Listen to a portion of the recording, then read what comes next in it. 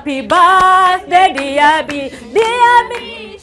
Happy birthday, dear Bishop. Happy birthday to you. Happy birthday to you. Happy birthday, dear Bishop. A very happy birthday, Bishop David Kiganda.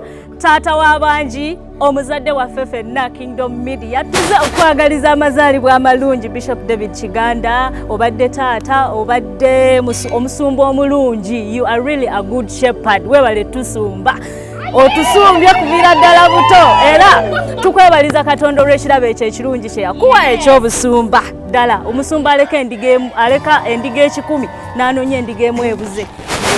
Okubeereddewo weebale okubeera MD waffe omulungi mu nsonga z'emirimu obadde MD omulungi, mu nsonga z'obuzadde obadde taata omulungi. Bishop Kiganda, omwaka guno omujja gukubeerera ogw'emirembe, gukubeerera ogw'essanyu kubanga ebisuubizo bya Katonda gy'oli biri bwewaawo era amiina. Buli kimu ky'owulira mu mutima gwo ng'okyetaaga Katonda ajja kituukiriza era omwaka guno guli so prophetic eri obulamu bwo. Buli kyonna Katonda kye yali akusuubiza kijja kuba mu mwaka guno mpya gugenda kujja n'omuyiika mu linnya erya Yesu. Happy birthday Bishop David Kiganda.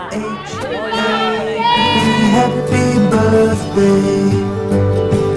Happy birthday, happy birthday to you.